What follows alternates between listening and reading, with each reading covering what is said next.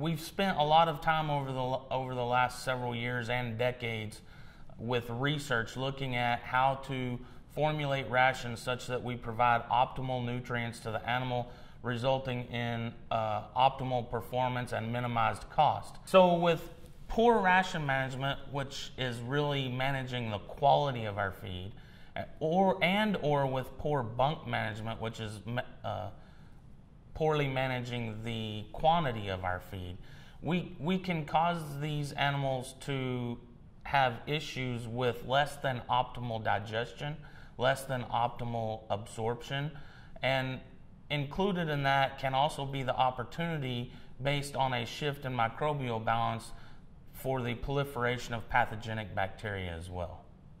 So the main three things that are involved in good ration management, the first is ingredient analysis.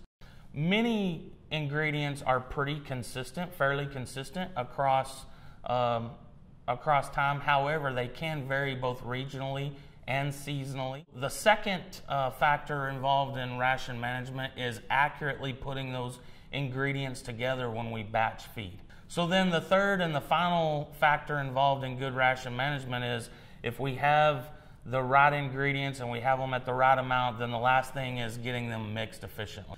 So if good ration management is managing the quality of our feed, good bunk management is managing the quantity of the feed that we supply to the animals. Bunk management is both a science and an art. It's not just about managing the bunk, it's about managing the amount of feed in the bunk, but it's also about managing the behavior of the animals as well. If through our bunk management we are restricting intake in some way, what can happen is that those animals will come to the bunk very, very hungry, very aggressive, and this leads to them overeating. And so one of the pieces of bunk management is to look at not just the amount of feed that we supply, but how the animals react when that feed is put out, whether they are over aggressive or maybe even under aggressive, such that we have put too much feed out at one time.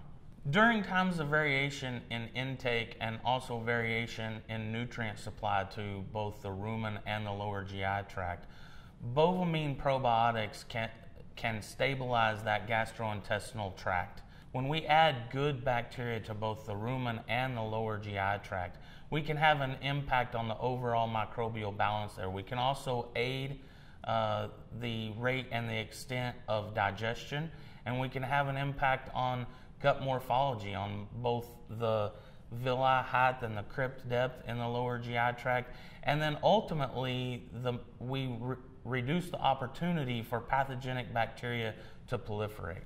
If we keep more animals in the herd or in the pen instead of in the sick pen, then those animals are more productive, and with ever rising feed cost, feed efficiency becomes that much more important. The impact that Bovamine probiotics can have on healthy animals and also improving feed efficiency is what MPC brings to the table for producers and